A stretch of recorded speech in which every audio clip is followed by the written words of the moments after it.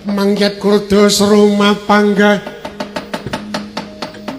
tekaping prawandawa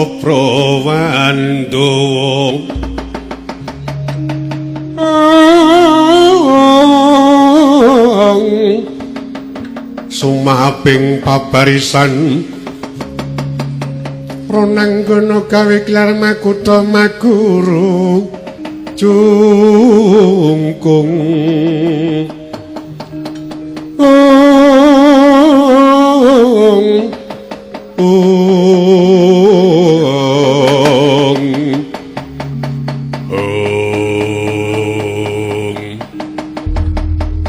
Sinigek ing wenten jroning kedaton kocaping ing wenten pagelaran Jawi. Putra Wirata Raden Durgandana ngawe para wadyabala. Kumlawi ngasta pindha kumlebeting dwaja. Kaget kang sami andul sigra jumangkah yen kadulu pindha menjangan ketawan.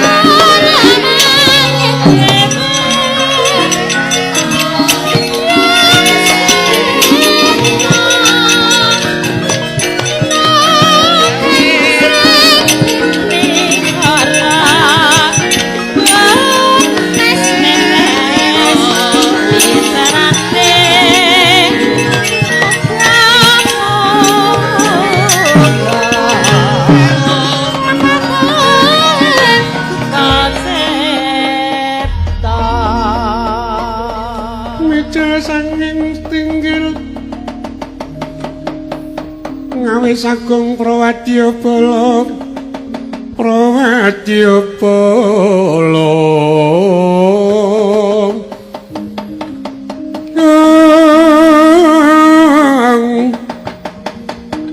kadulu pindha sarya mijil saking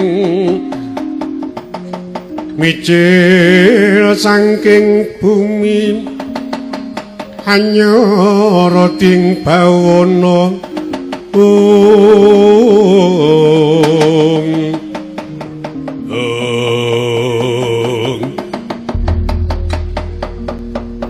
pun bapa cumadung dawuh kengabdi cumadung dawuh Raden Siwapati Candrapati lan Siwa Mban Nirbita nyadung dawuh Raden. Ing stinggil Binatrata Rama Prabu sampun dawuh kaliyan kula. Senajan to Narendra utusan saking kraton Jong Parang menika semedya badhe nglamar Kang Mbok Durgandini nanging mengking batos. Rama sampun boten badhe kekilapan menika lampahing dom sumurping toya. Ing semedya Mangendra jolong rong kawibawan ing wewengkon Wirata. Kasinggihan. Malah mboten wonten awanipun. Siwapati Candrapati kula pitados manggi dhateng utusan saking Jong Parang. Yen saged dipun prema supados mundur, ampun ngantos ngucap ngrasani dhateng Kang Mbok Durgandini. Ya wis manten.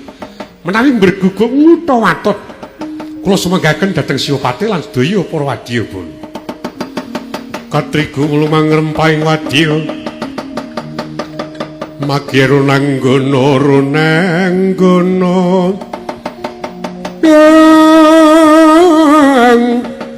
makutha maguru jungkung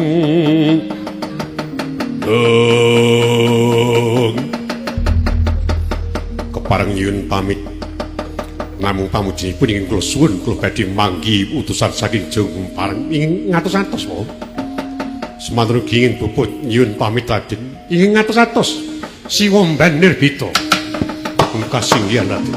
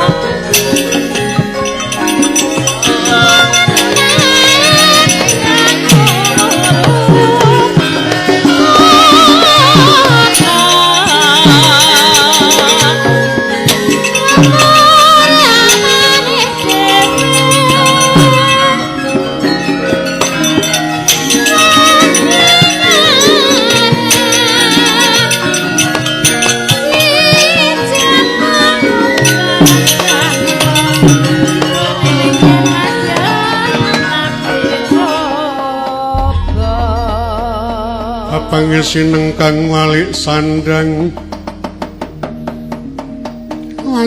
wali kadgodhek simbar jojo wang malang wendhes nyo kang sir yang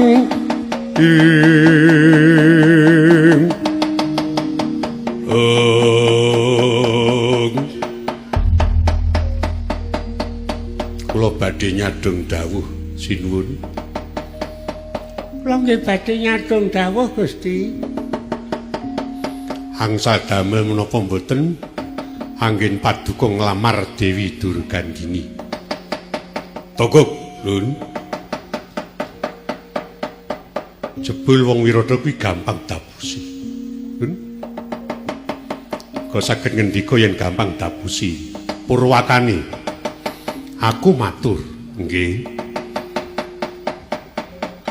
Karo sinuwun ing Wirata. Nanging aku nggambarake wong kagungan putra-putri kuwi kaya dene mujudake dagangan. Banjur aku matur yen kepareng putra-putrine Prabu Basukeswara bakal tak tuku. Ora ngaten. Sing ngadepi aku putra kadang werdani Dewi Durgandini sing kekasih Raden Durgandana. Nanging bloko jebul pancen Durgandini kuwi wis suwe le nawak-nawakke ning durung payu. Oh, areng. Wirata paceklek kaya lho. Mbok menawa kek kena lar Merapi kuwi ya apa-apa dadekke dhuwit apa-apa dadekke waning ya ora. Sak ora-orane ya trah ngaluhur.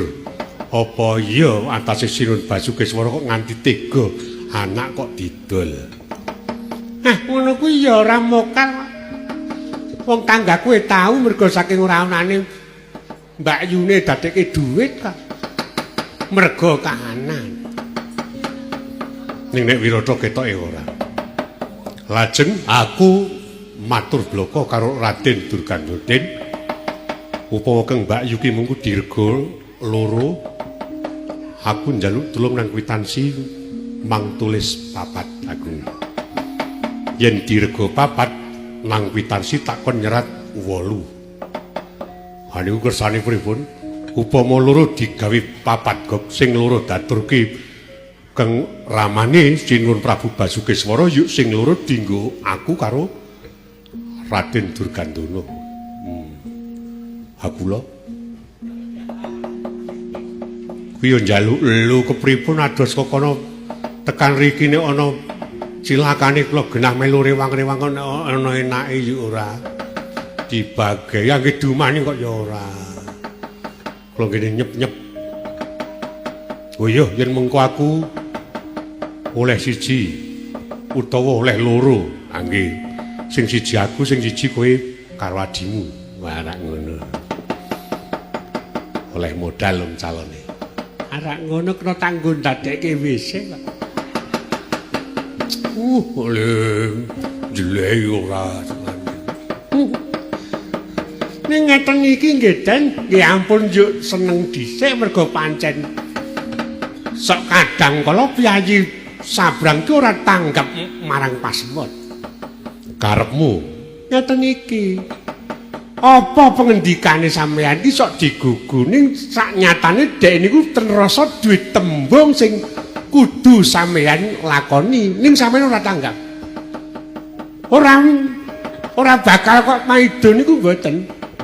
Ning kok deston temen dadi wong Wirata saniki kok adol putri niku ya ketemu pirang perkara coba. Monggo sak ora-orane wong tanah Jawa iki nek arep besanan ana mantu nglamar iki sak ora-orane apa nek trah ratu. Sak ora-orane ya patembayane adu lengen. Oh, engkol. Engkol. Adu ta sing balung ulting kulit ngono, jotosan, kadigdayan. Nek panjen digdaya sembodo mondong putraku, bayangin anakku ngoten niku adate. Ora kok bondo donya cacahing dhuwit ora. Beda kali jong parang apa-apa dajeni nganggo dhuwit apa-apa dajeni nganggo dhuwit. Niku men murah nek diajeni loro niku. Ateng nggen kula men nggaduk 40 sing ora sing ora. Niku tengane teng niku. Mula sampeyan pun seneng dhisik ngaten. Aku kok rada ora ngandel karo adimu kok nggih ngoten. Kula sing musikke sampean pun kajeng ini. Nek paling kira-kira karep ngendondoni laku rombongan wis kerekke wae. Lho, aku ki ngandani opanane kok kegene kok kowe do sengit karo aku dikerekke ora oleh melu kowe ya wis ora apa-apa. Aku tak golek rombongan liya. Bagus ison bayar 30 mecat anggota. Kok nun puceno tak temoni Raden Durgandana nggih ngati-ati mawon iyung-iyung.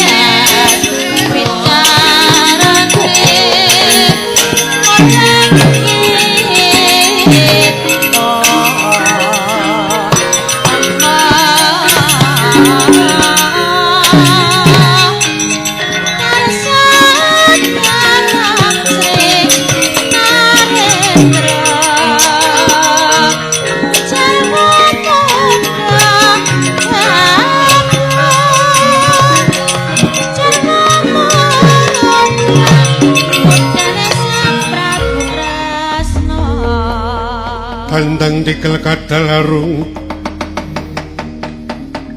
Yoko pinarwasa keaton lumajaring latri yang gelaring prang karoto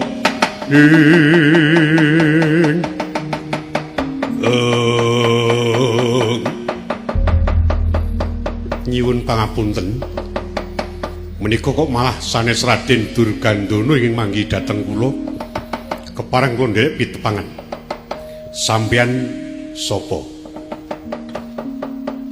Jirengen kupingmu celakno mripatmu. Menawa takon marang aku, ala tanpa rupa rangka dalem kraton Wirata. Aku pepatih Patih Candrawati. Oh. Nindya mantri muka pangarsa mengono. Kowe Prabu Sisingaraja. Bener, leres. Lah, kula badhe nyuwun prisa kok sanes Raden Durgandana ingkang manggi dhateng kula malah sampeyan Sang Rekyanapati. Tak kandhani. Aku minangka dadi badan wakili Anggir Durgandana. Dadi bab rembugan iki mengko cukup aku sing bakal ngrampung. Oh, ora ngaten. Nanging kula suwun inggih ingkang kados dene rembag kula ing ajeng. Sampun mangertos. Bapa-bapa, lho, kalih dipun damel sekawan dipun damel 8. Pono. Oh iya wis ponoan. Ah, ora ngaten. Sakniki blak-blakan kemawon lajeng badhe dipun sadi pinten sekaring kedaton Dewi Durgandini. Tak kandhani patrape para piyai tanah Jawa ki upama mung diumuki nganggo bondo donya tak kira ora ana sing bakal duwi rasa gumut. Siji pusaka keluarga rikala semanggoning ngupati tak kira ora ngemungake bebanten wujud bondo donya nanging bisa kelakon nyawa. Mula kang sangga iku tak kandhani yen pancen rakamu bakal ngersakake putri Wirata. Aja kok nganggo donya brana pamrih cacahing dhuwit. Gawanen momonganku Dewi Durgandini ning aku njaluk ijol. Sirahmu tinggalan kene. Lho. Sirah niki. Lah iya, lah mangke lajeng kula randi sirah. Sirah kok ganjil. Mboten kersanipun dos pundi? Atasing ratu kok ora tanggap marang semu. Momonganku boyongen nang yen to cilik iso ngalahake pepatih Wirata gedhe nugel gulune Candrawati. Gawanen momongan. Dukaya siniti jeje pangawinga-winga katon dinulu pindha puspita yang pindha puspita ora wari jagat jiwa Bathara keparat ora patut tak jabel basaku. Candrawati, apa nyerep apa seret nyawamu? Apa kira-kira wong Wirata wani tanding karo ratu saka Jung Parang? Aja maju mboko siji bareng umur ora bakal tinggang gelanggang colong bawah. Ora pinter ngulungake Durgandini tenan mrene mamah kupingmu pecah siramu. Ayo men.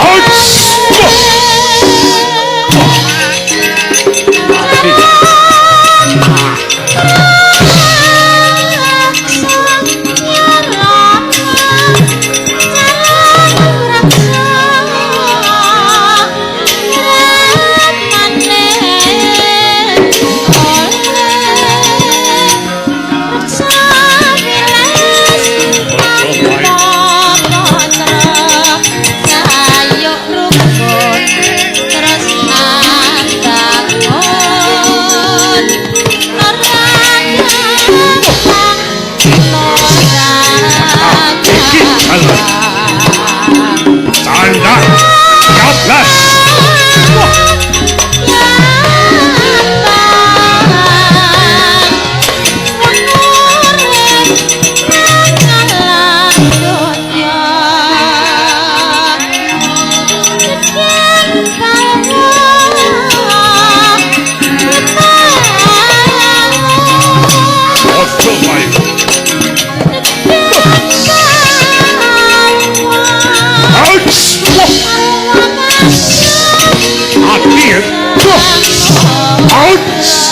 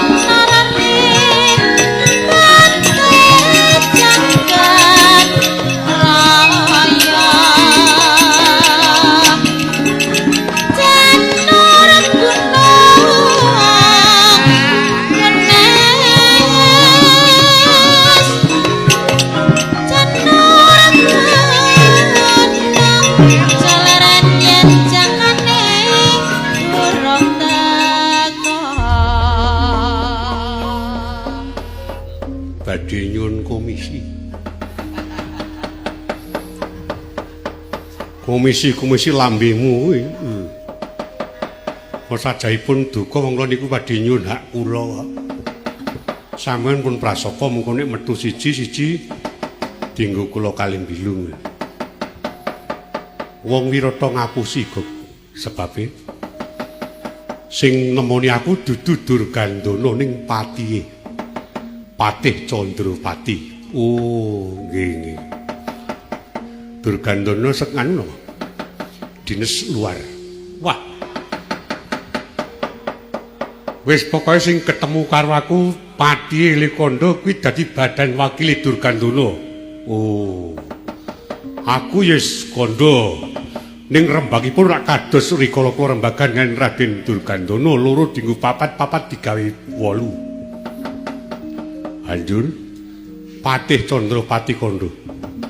Siji pusaka, loro wanita tanah Jawa kuwi nek ana sing ngersake ora kok ngomongake bondo donya. Ning sak ora-orane nyawa. Durgandini momonganku gawanen boyongen ning aku njaluk ijol sirahmu tinggalan kene muni ngono. Anek kula klonehke. Hus. Ati katane ya lho. Lho raja kok ngono kuwi nganggo kacang tolo apik lho Si Raja. Sampeyan dikandhani kok ngeyel rak bener kula ta. Teniku-niku. Aja cok nyepelke karo wong tanah Jawa. Wong tanah Jawa ki kaya ki mung kluthah-kluntuh do ora ngerti rasa ora ndek kepinteran ning jero nalare jero. Mboten kok sampean ditonton gelare wis dumbyeng-dumbyeng sandangane apik. Polahe ra karuan-karuan. Ning najan to pangkate ratu nek didelok kok jatilan. Ning beda kali wong tanah Jawa ki sandangan sarwa prasaja ning unggah-ungguh diagem tenanan. Nek ngendika alon-alon ramu waton ndek dhuwit. Sapa-sapa dinyang, sapa-sapa dinyang. Anak ratu ya dimingi-mingi dhuwit. Nek trimo dhuwit aku ya gelem. Wah. Kaya gablek-gablek kowe ora. Tekaning doto aku ora bakal kekilapan kok cetha yen to Patih Candrawati bakal nganake sayembara. Nggih, tantangan nganti dumadi Bandayuda. Ning jebul jeneng Patih Candrawati ki yen wujude ora sepira kok. Ning bareng tumandang cikat Trengginas trampil. pun kula kandhani aja cok nyepelekke wong tanah Jawa ketoke ora duwe apa-apa ning digdaya ten niku gek pati urung durga ndanane senajan bocah wingi sore ning mungguh daya pangwasaning rasa pun mumpuni dasar anak ratu niku gek pati riyen tamatan SD niku nek Durgandana sak ora ya wis Durjana Sarjana kok Sarjana Jaka Sumitra Jaka Sumitra teniku aja disepelekke ketoke wong sarungan kono nek munggon bontos sing kawruh peperangan mumpuni dhek karo sampean aku ya gumun kok lha kok dadi ampuh ora jamak ampuh mawon Wirata niku ketoke wong cilik-cilik nggih ta kuru-kuru ning jaman mlebu prajurit ya ditater tenan pendaftarane ya dites tenan kok ngapa kedegdayanmu kepiye kesehatanmu klebu apa ora kira-kira dadi prajurit yen sehat mlebu ngono kepiye mungguh rasamu tingkah lakumu yen paling becik-becik mlebu beda karo jong parang ngrebrengose kandel ta pomane rada jembar mlebu ning ya nggih niku ketoke gleleng-gleleng nek dijokke perangan ae nggih ten niku mboten ten napa-napane ora nek jane piyayine luwih cilik tinimbang aku. Cilik ning Wirata niku cilik watu. Jong parang gedhe pengaron wis coba. Arep gedhene kaya ngapa pengaron jantem watu ya ajur kok. Yuk sampean pun kalah niki tanding Candrapati. Durung. Yen mungguh kasekten aku rumangsani kalah ning aku duwe kemanjen. Apa untu? Amung untu mas kok dipamerke nang kene. Nek ning omah mbok menawa dienggo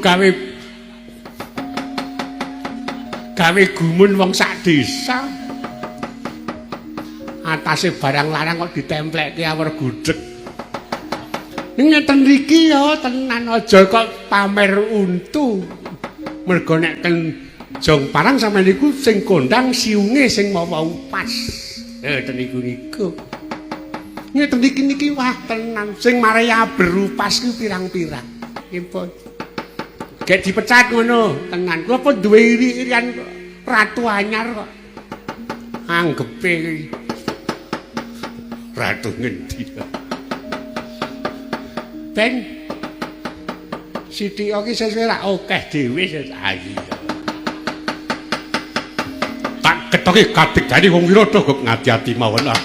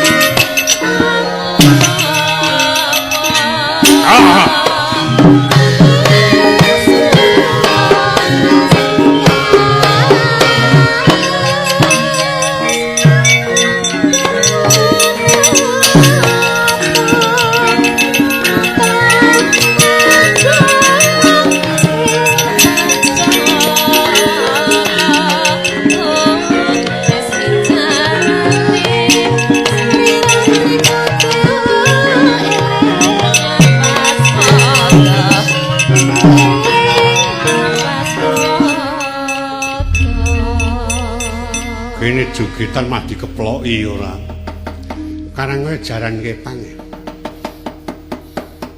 Ora Candrapati mundur kowe prajurit maju tak takon sapa kowe? Aku takon karo kowe ngaku sapa jenengmu? Hah? Nek wong takon tinakon antarane kowe nang kono aku nang kene iki rasah bengak-bengok. Kaya ngabani wong sak batalion ora. Wong takon wong geneman ki alon-alon sing tatas sing titis karepen tetes. Rasa bengok-bengok. Oh iya. Aku tak takon jenengmu sapa? Takon aku. Aku Mban Nirbita. Kowe Sisingaraja. Oh. Seka Jongparang. Arep landi. Arep ngelamar Durgandini. Oh. Aku saka ndi? Saka kono. Arep landi? Arep rono. Arep ngantemi bathukmu ya ora. Kowe isih wadya Balawirata. Ayo. Ayo tak jaluk Durgandini. Aku ning gujit. Wah, atase sentana kok tembunge werna-werna ora. Apa kelakon wani tanding karo aku sing tak wedeni apa? Mamah kupingmu tak betrotot udelmu. Nek tantangan sing seru ah.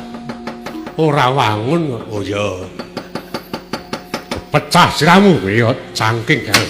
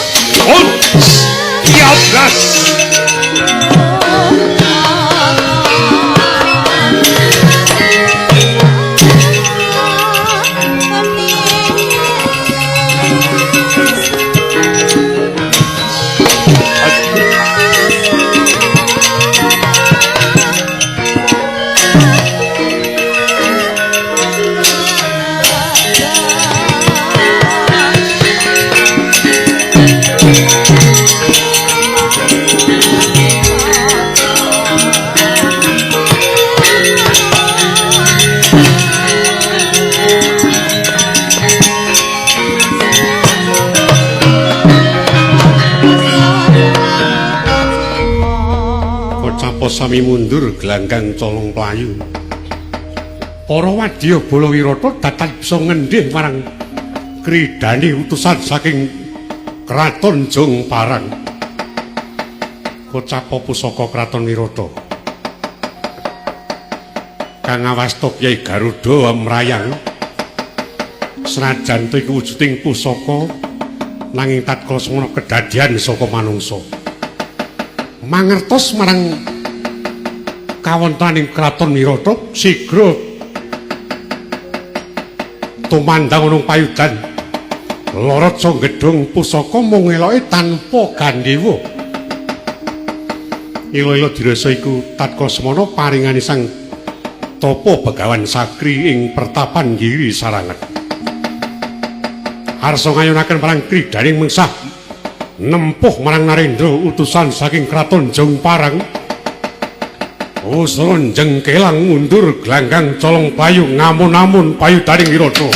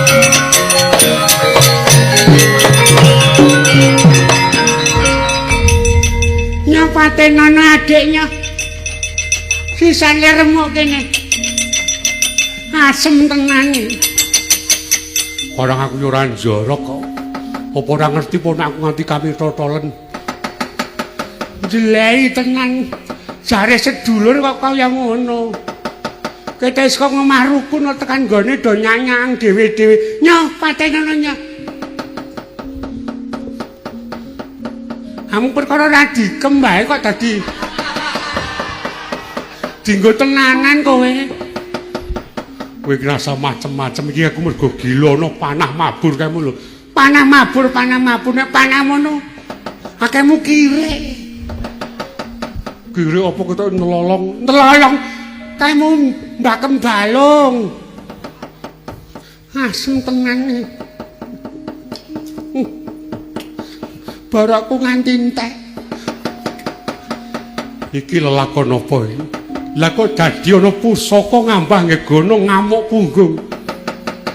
Aku nganti kontal tiba kok niki wau pusakane Sinuwun Basukiswara. Senajan to menapa wujud pusaka ning niki mbiyen ya saka menungsa. Mustikaning titah mula ramukal ngerti labuh marang Bendara. Pun niki ngaten mawon, nek niki mangke sampeyan kondur kula ya waras nggih ta mboten dinyak-nyak togok. Nek berguguk ngutawat monggo mawon kula tak bali. Tenan lho, wis tak melu rombongan kene wae kula tobat tenan. Wis pisan jiki wae. Ya Joko ngono kuwi lho, ngarang ya kadang ngono kuwi ana susahe ngono. Nek gek penak ya do dirasake, nek ono susah iki aja banget-banget. Banget-banget apa? Jelei tenan karo sedulur kenyanyan ana dum-duman radel.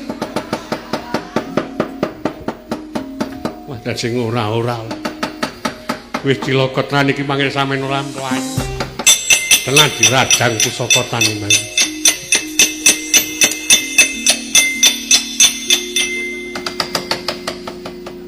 Patroli. Wis goleki tenan wis ndekem kene cilaka.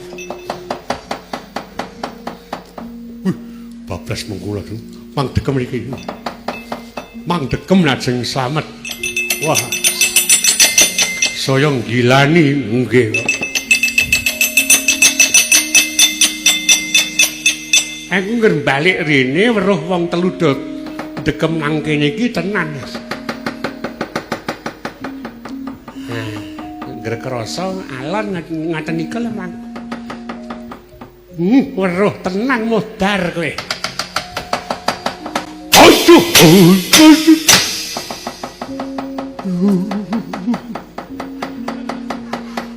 Ora dikapak-kapake. Aku wong jujur kok.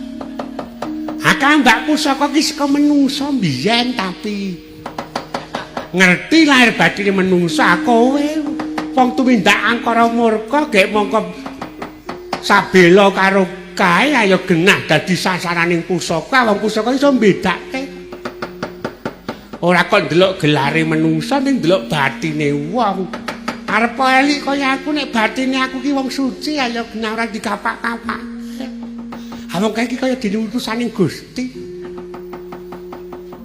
dinjen meneh modar kok. Aduh.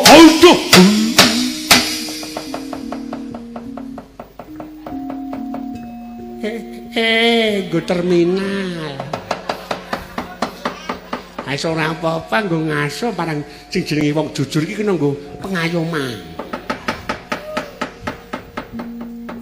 Mangkat meneh nginceng gundule tokok. Aduh.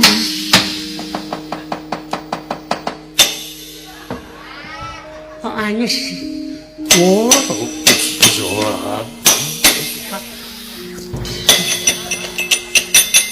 Apa yo kintel. Pipis nang gundulku. Asem tenan. Niki nek ra mundur cilaka sampe sinun. Wah. Saya kewirangan kok nggih mawon kok. Wis prayoga mundur dadi atur anu prayoga.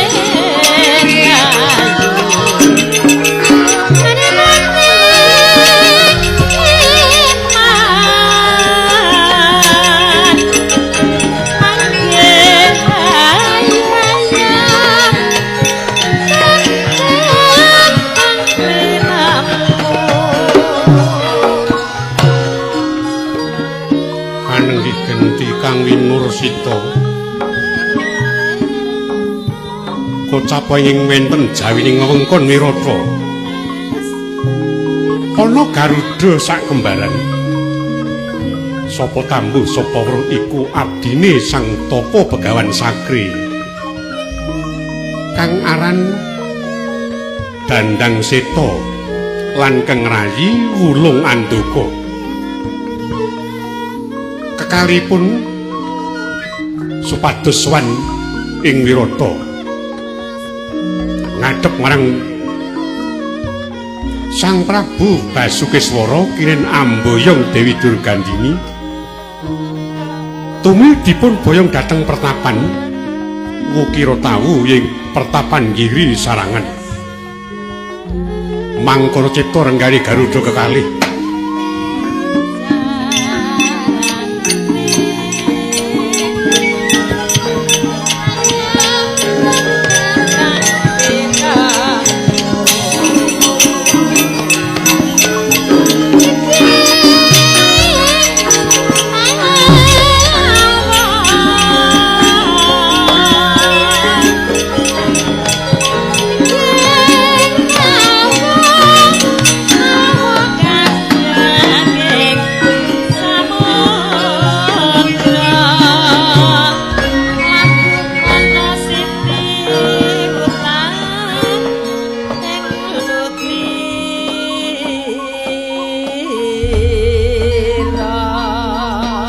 Anjlane Kang Puspitorum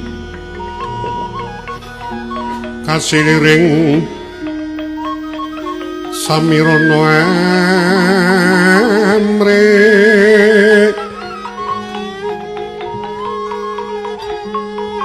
ungas kegondong arum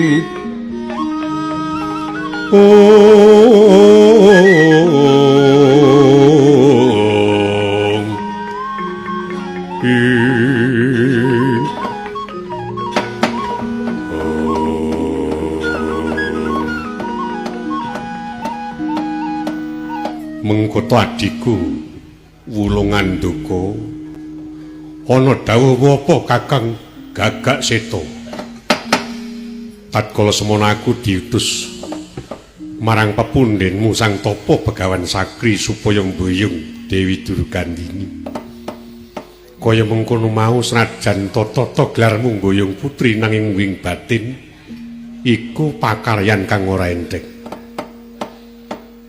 awit awake dhewe iki wujud diwen upama ta iki mengko mlebu jroning kedaton bisa kelakon nampa duka awit bisa kaya dening rong kawibawane Sang Nata ing Wirata senajan ta awake dhewe wujud satu kewan kan nanging sinuwun Basukeswara kuwi darbi watak berbudi balaksana mesti agung ing pangaksama wis ayu wis rasan dadak nganggo rasa ingin kuwatir tak dereke munggah kedaton tak dereke munggah tinggil Binatrata matur marang sinuwun Basukeswara saiki ngene wae Yodi sing tak sowan pun Kakang Dewi mengko yen awake dhewe loro kok sowan ana ngersane sinuwun bisa kelakon nampa duka amarga atase wujuding satu kewan kok munggah kedaton ing upama iki mengko pun Kakang nampa duka wis ben tak sanggane dhewe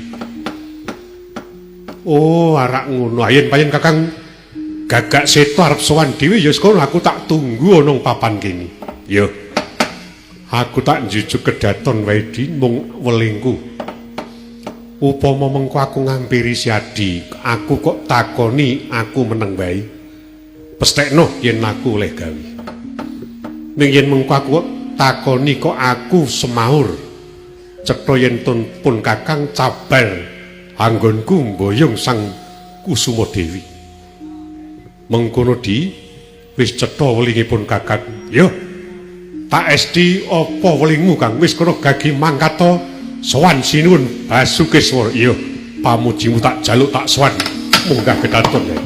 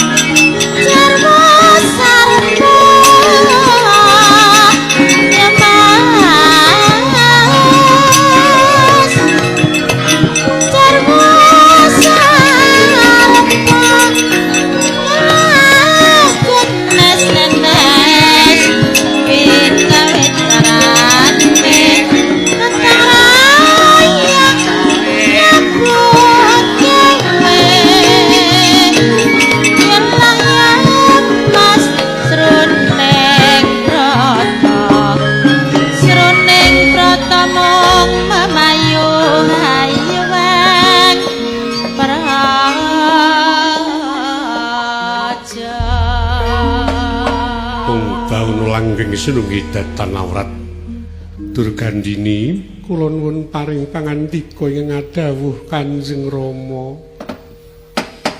ora bakal kesamaran iki kaya abdine Sang Tapa Begawan Sakri sing wujud gagak. Yen ora kleru iki aran Gagak Seta. Kula nuwun kasinggihan Kanjeng Rama, boten wonten awanipun tumulitipun dangu. Wonten wigatos menapa abdinipun Sang Tapa Begawan Sakri kepareng ngabiyantara. Iya. Gagak Seta padha Basuki. Kula nuwun nampi pangayoming jawata sapangestu paduka sinuwun. Widodo lampah kula sungkem kula mugi kunjuk. Iya, tak tampa. Kejaba sengu iku lah kok dadi kawista rengu pasuryan.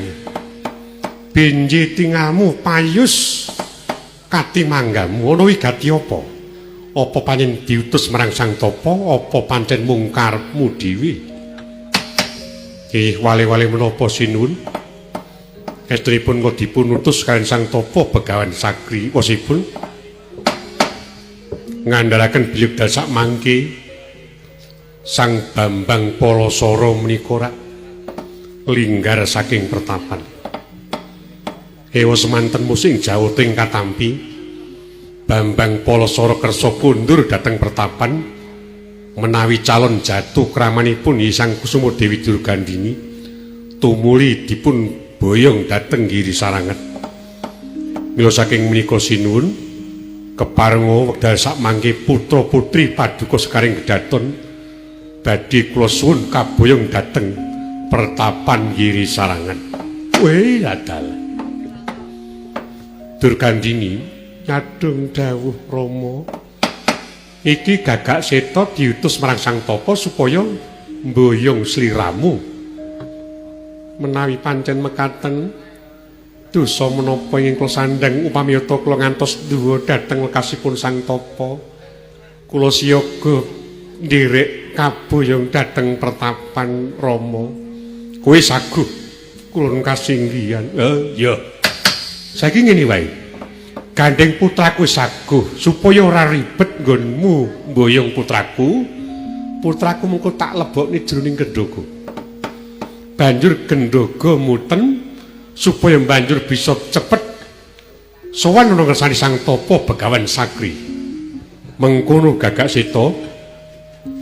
Menawi mekaten kula namung ngestakaken dawuh sinuwun mlamugi keparenga daya-daya saged pinanggih kaliyan Sang Tapa Begawan Sakri kadhawuh ing putra supados siyaga tata-tata.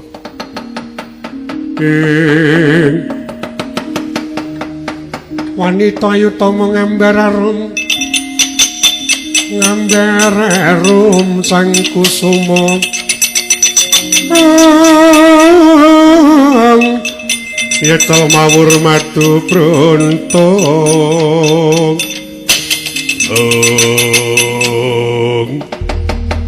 wis Durgandini enggal mapan ana jroning kendhoga. Monggo ben diboyong marang Gagak Seta tumuju ana pertapan Giri Sarangan. Kula ngestakaken dawuh Kanjeng Rama. Wis Gagak Seta, sawise putraku manjing kendhoga tumuli kendhoga muten sowana ana ngersani Sang Tapa Begawan Sakri. Kula ngestakaken dawuh sinuwun.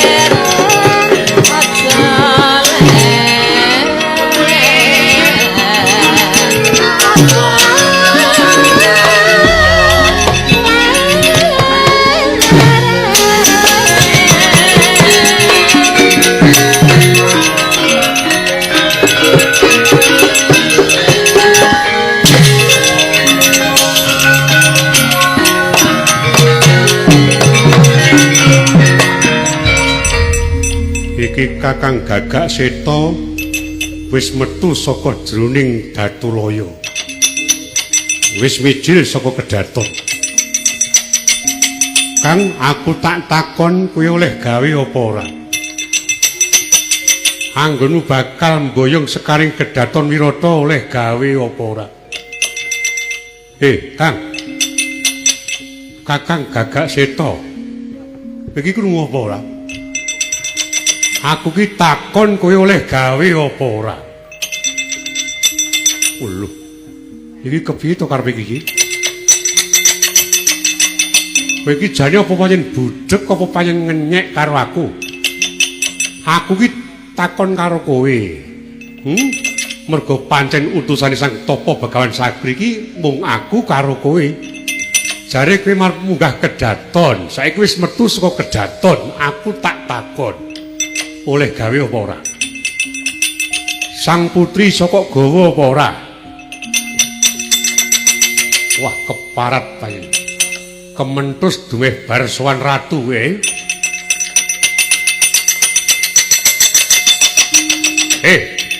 Aku tak takon sepisan meneh, Kang. Aku tak takon kowe mlebu Kedaton oleh gawe apa ora? Ora jane iki ora krungu apa nyepelekke karo aku? Apa ajak guyon? Wis ora semaur. Kowe ora wangsulan, tak telajung sisane.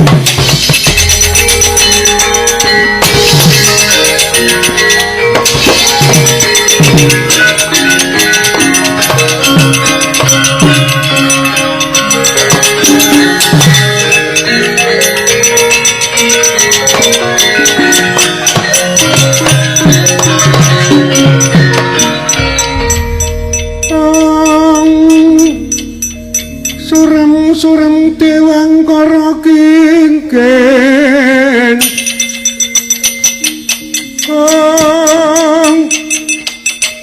ler manusia kang layon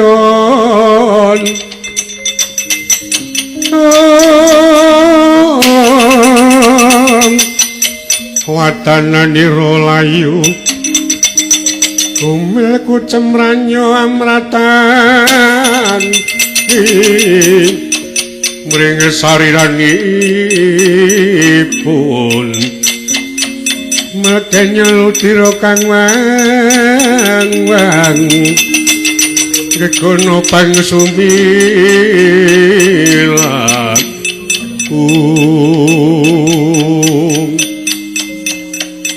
pitakonku ki Wangsulana ora jane kuwi ngemut apa to iki? Ngemut roti ngono apa piye? Semelange aku njaluk ngono apa piye? Aku ora sudi karo mut-mutanmu. Iso golek mut-mutan dhewe aku. Gelem maksudnya apa ora iki?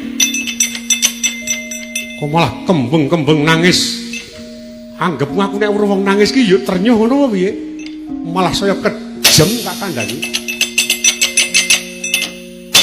Setan keranjingan manuk kualik manuk keranjingan setan kowe gelem wangsulan apa ora? Oh, aku kelakon tegel karo kowe kacarita tatkala semono Sang Wulungandaka saya sanget anggenipun mrewasa keng neraka. Purwakane dipun pulasara keng rayi datan ginawi rasa. Nanging dupi keng pungkasan Sang Gagak Seta mboten kiyat ngampah hardaning sakit. Sigra bengok aduh mati aku. Pambengok ing swara sareng kaen menganing tutuk kocapa kendhaga kang isi Dewi Durgandini. Kontal saka tutukira Sang Dandang Seta. Ing kono dawah ana Bengawan Swilu Gangga. Noyan-ayuh Baskara Titi mangsa kang ana jroning Bengawan wujuding Minalodan. Weruh ana kendhaga kumampul den tadah kala mangsa. kocaposang dandang sita uninga tibaing kendhaga kaestra trenyuh dening kali.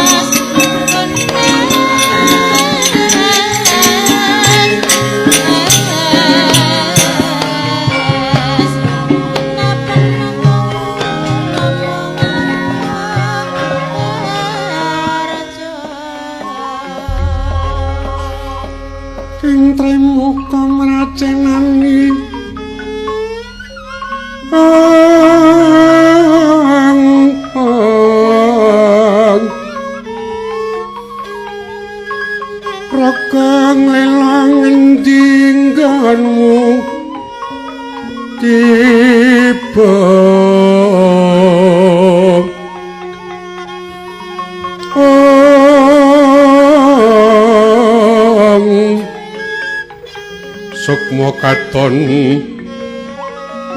kedincingan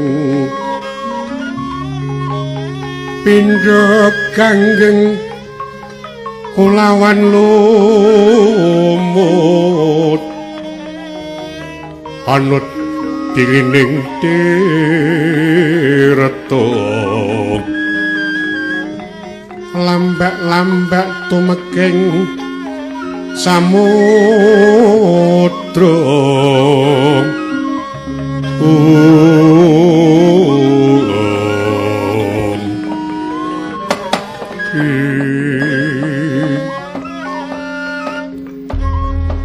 aduh iki lakon apa di lakon apa kepiye ora kok kowe dadi tak takoni meneng wae iki karepe kepiye coba. Mula to aku nganti mulasara mergo jengkel rasaku. Kowe lali karo welingipun Kakang Rikala mau. Aku mau rak kandha karo kowe sadurunge sowan sinuwun to, Di, aku tak sowan. Ning upama mengko aku bubar sowan ketemu kowe aku kok takoni aku meneng wae. Pestekno yen to aku leh gawe deksi somboyong sang putri. Ning yen aku kok takoni aku kok nyauri cetha yen to cabar lakuku aku ora alih gawe. Lho. Ayo yuk sambung rapete nggono apa jajal. Sambung rapete wangsulan karo rawangsulan. Tak kandhani ya, Di. Iki mau sinuwun wis marengake sang putri tak boyong nanging mergo aku wujud kewan ora bisa mlaku bebarengan karo sang putri diwadahi kendhaga supaya ora kalibetan nggonku nderekake banjur kendhaga tak mut lah uson aku tekan dalan aku kok pulasara kendhaga ilang dibombuh ngendi tibane Di cetha yen to calon gustimu calon mantune sang tapa wektu kalunggan iki ilang saka Pandulu Di oh yen ngono aku sing luput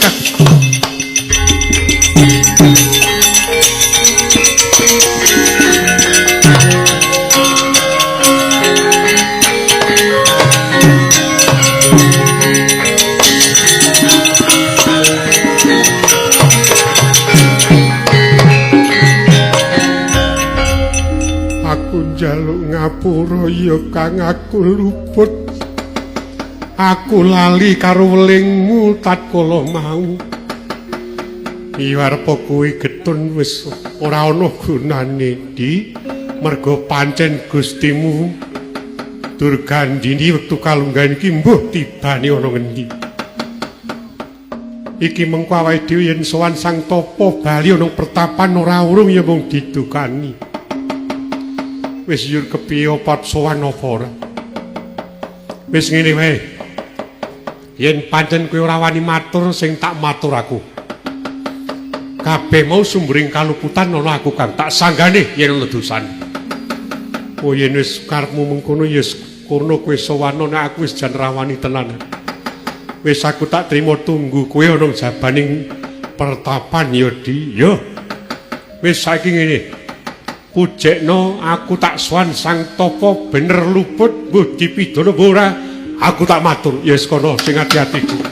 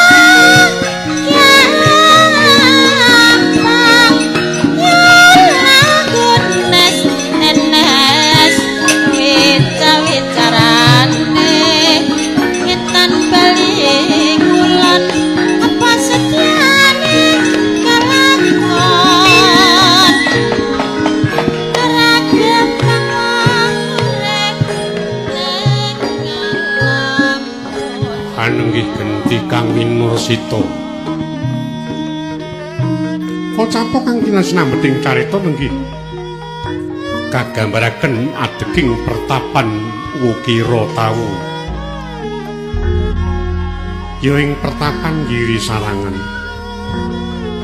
Sang Tapa Begawan Sagri lenggah ing madyaning percabaan kadhep ingkang abdi Cantrik Nalawangsa.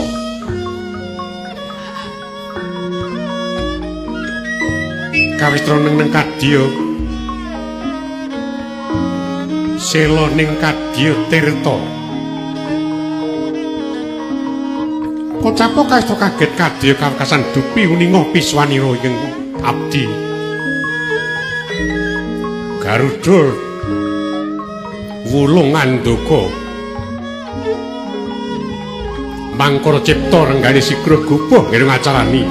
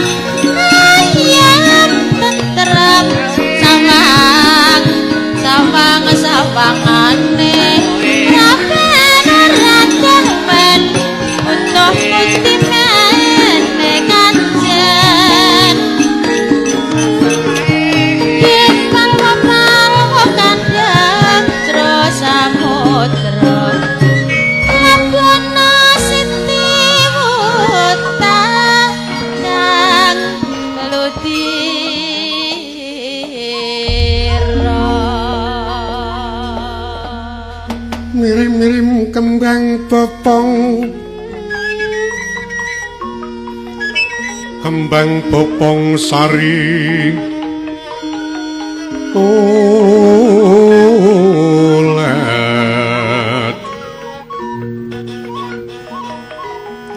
taribang rayungan ron melengkung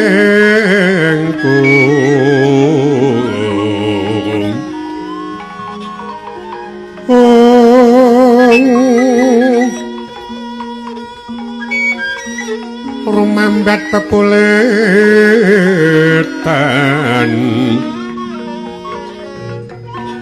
lirikang kembang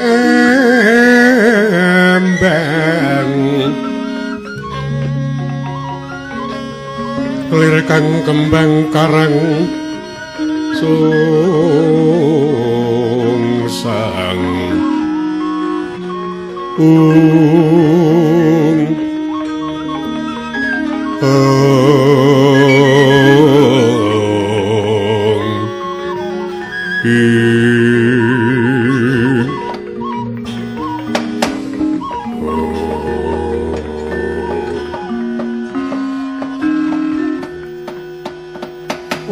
taun langgeng snunggi datan awrat bocah cantri nun paring pangandika ngadhawuh sang penemban ora bakal kesamaran iki kaya wulung andaka wis ngabyan untara la dalah lah kok dadi beneh kan adat sabenipun gek mongko beneh kan purwakanipun bidal saking pertapan bidalipun niku rak kalih ingkang raka pun gagak seton niki kok dadi wulung andaka sowan ijen niku gek suja mengke dandang seton niku keri ten pundi ya jajan mengko tak timbalane tak takonane oh monggo wulung andaka padha basuki nun nampi pangayoming jawata so pangestu paduka Sang Topo winantur harja swan kula penemban. Sembah sungkem kula mugi kunjuk. Iya tak tampa. Pudya pangastawa. tumuli tampanana nun kacadhong tan kalih kula pundi dhateng mustaka. Lah kok dadi ora sowan karo kakangmu Gagak Seta ki ana apa? Njur kepiye kabul kawekasane jeneng sira Tatkasena tak percaya supaya mboyong calon mantuku Durgandini. Merga pancen putraku Palasara kendran saka pertapan mongko ora pati-pati kondrong pertapan yen calon jatuh kramane ora banjur cumandha ana pertapan. Wis gek matura Wulungan Doko. Kula ngestuaken dawuh Penemban. Sewu lepat mugi diagung pangaksama. Iya ora dadi upuk. Tatkala semanten kula kaliyan Kakang Gagak Seta sampun dumugi wonten tapel watesing Kraton Yata. Ewa semanten Kakang Gagak Seta dawuh kaliyan kula. Di kowe tunggu kene aku wae sing tak sowan. Ewa semanten Kakang Gagak Seta weling kaliyan kula. Mengko yen aku ngampiri kowe, aku kok takoni kok meneng wae pestekno yen to aku leh gawe. Ning yen aku kok takoni kok wangsulan cetha yen to cabar lakuku. Nanging dumugi ning ndata Penemban. Sak samunipun Kakang Gagak Seta ngampiri dhateng kula. Kula supe kaliyan welingipun Kakang Gagak Seta. Kakang Gagak Seta kula takoni oleh gawe apa ora mendel kemawon. Kula cubriya cetha yen to Kakang Gagak Seta niku badhe ngenyek kaliyan kula usana kula Pulasara. Ya semanten wangsul anggen kula Mulasara. Kakang Gagak Seta mbengok sesambat. Amargi sesambat tutuk ing tatkala semanten ngemut dhateng Kendhaga isi keng calon putra mantu inggihipun Dewi Durgandini. Dawah tambuh wonten pundi dawahipun Penemban? Dados keng putra mantu calon inggihipun Dewi Durgandini wektu kalenggan menika ical Penemban amargi saking pakarti kula lan wong kedacan Kendhaga lepas saking tutukipun Kakang Gagak Seta. Penemban kula nyuwun pangapunten. Pandhita Kinarya Wangsit pindha kembang sepa madu sarining puspita sarining puspita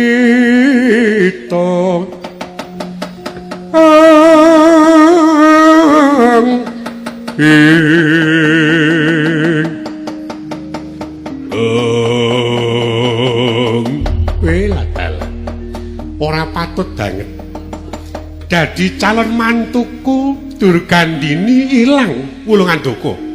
Inggih Penemban. Penyakit ora patut. Lah kowe iki abdi cap apa coba? Atas sing abdi dikongkon sesembahane lah kok dadi ora merantasi. Malah duwe pakarti sing ora patut kepara ngilangke calon mantuku. Banjur kewajibanmu lelabanmu tumrap marang bendara ana ngendi jajal Wulungan Doko? Kok gawe gempunge Begawan Sakri kowe? Ora sudi ora sotak aku duwe abdi kaya kowe lan kakangmu Gagak Seta. Ora bisa njunjung marang asmane sing didereki kepara malah saya kurang ajar patrapu. Apa meneh wani gawe ilangi calon mantuku? Kewan keranjingan setan kowe. Kacaita saya wuwuh dukane Sang Tapa Begawan Sakri. Ing kono nyawang kengabdi Wulungan Doko persasat nyawang singgat betatuk. Datan toho nyandak paidon kang isi dedubang. Den sawataken marang kengabdi Wulungan Doko. Sanyatane wuluning wulung iku cemeng nang gandeng ing kono kena dedubang kang manjing urung paidon. Ngledatan mokal dumugi sak mangke wuluning wulung ireng rada abang. Mangkana cipta renggane ora patut banget. Ayo ora kena mapan nang ngiri sarangan ora sudi aku kok dereki kuwi. Abdi kurang ajar cah samplo paidon rampung nyalam. Aduh mati.